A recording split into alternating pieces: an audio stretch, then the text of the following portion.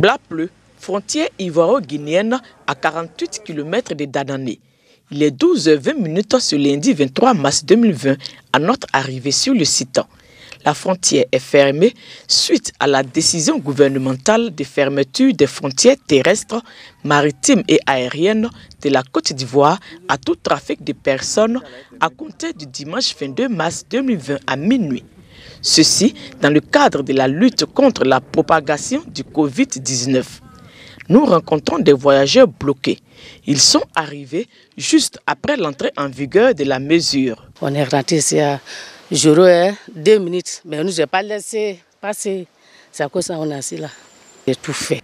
La frontière fermée, les agents de l'Institut national d'hygiène publique régulent le passage des populations qui ont leur champ de part et d'autre. À chaque fois qu'ils passent pour veiller à leurs occupations quotidiennes, nous prenons leur température et ils passent au lavage des mains pour s'assurer que ces personnes sont en bonne santé. Après la frontière ivoiro-guinéenne, Cap sur Benta, frontière entre la Côte d'Ivoire et le Libéria, à 70 km d'ici. Les agents sont à leur poste et veillent à l'application de la mesure de fermeture. Nous croisons des éléments du bataillon de sécurisation de l'Ouest, BSO. Nous sommes venus à la frontière, non seulement on est en patrouille, mais voir ce que l'État de Côte d'Ivoire a décidé par rapport à la pandémie, qui est le coronavirus. De sorte que tout ce qui se décide, nous on veille pour que tout soit appliqué sur le terrain. Dans le département de Danané, les actions se multiplient pour lutter contre cette pandémie. Le comité de lutte départemental présidé par le préfet est à sa 4e réunion et veille à l'application de toutes les mesures préventives du Conseil national de sécurité.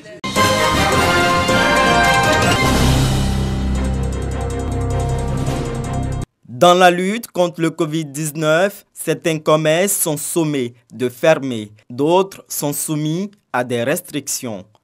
Dans la commune de Cocody, les restaurants sont fermés ce matin. Ce fast-food, habituellement fréquenté pour le petit déjeuner et le déjeuner, a baissé rideau.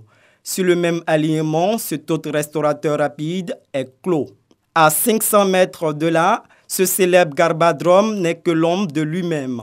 Les jeunes serveurs, d'ordinaire débordés entre midi et 2, sont oisifs. Ce restaurant, qui sert quotidiennement 200 repas en moyenne, est fermé. En raison des mesures prises par les autorités, le restaurant est fermé. La rigueur est de mise à l'entrée des tours administratives. Désormais, la norme est le lavage des mains, la prise de température et pas plus de 4 personnes dans l'ascenseur. Quand on va dans un endroit, c'est pour un but précis. Voilà, c'est pas pour aller se balader comme ça pour dire, si tu dis bonjour, ceci, cela. Voilà, moi, je suis venu en cas de, c'est pour une nécessité. Toujours au plateau, à la gare sud de la Sotra, la chef de gare veille au respect des mesures sanitaires. Gel hydroalcoolique pour tous les passagers. Ce bus à destination de Cocody-Angré embarque 35 passagers. Sur le trajet, le conducteur ne pourra prendre que 15 autres passagers. La capacité maximale autorisée étant de 50 personnes par bus. À Yopougon, la zone industrielle a l'allure des jours ordinaires. Seulement en apparence, cette entreprise est en baisse d'activité. Bon, à notre niveau, le constat est un peu amer. Voilà, donc aujourd'hui, la population s'approvisionne plus en vivres qu'en produits de beauté. Depuis que la pandémie a commencé, du côté service livraison, en tout cas, ça ne marche plus comme auparavant. Une crise économique qui ne concerne pas toutes les entreprises. Ce livreur de produits pétroliers est davantage sollicité pour le gaz domestique. Bon, au niveau de notre société, les clients se ravitaillent pour faire les réserves à la maison. À chacun prend sa bouteille de gaz, on ne sait jamais. Ceux que les 2 bouteilles, 3 bouteilles, chacun recharge dépouillé à la maison, on ne sait jamais. Nous, à notre niveau, il n'y a pas de problème, il n'y a pas de souci, ça va. Passé la crainte due au cas de contamination au Covid-19, les travailleurs, restaurateurs et opérateurs économiques font preuve de résilience à toute épreuve.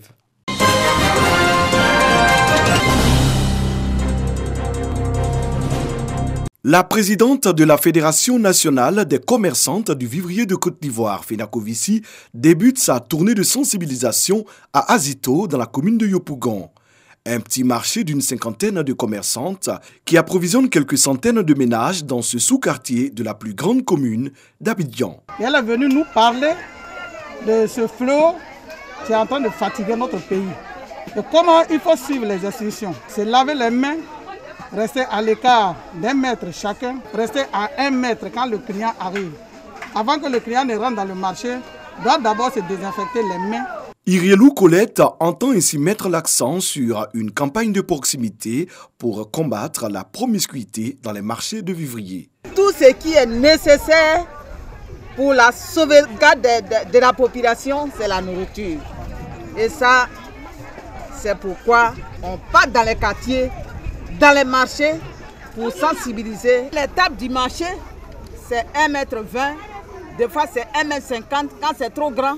À partir de maintenant là, chacun doit rester derrière sa table toute seule. Pour que le temps que l'État a donné, si c'est 1 mois, 2 mois, chacun doit respecter. Lavage des mains obligatoire, respect d'une distance de sécurité devront être de mise sur les grands comme sur les petits marchés. La présidente de la FENACOVICI appelle au soutien des autorités pour aider les femmes à travailler dans les meilleures conditions.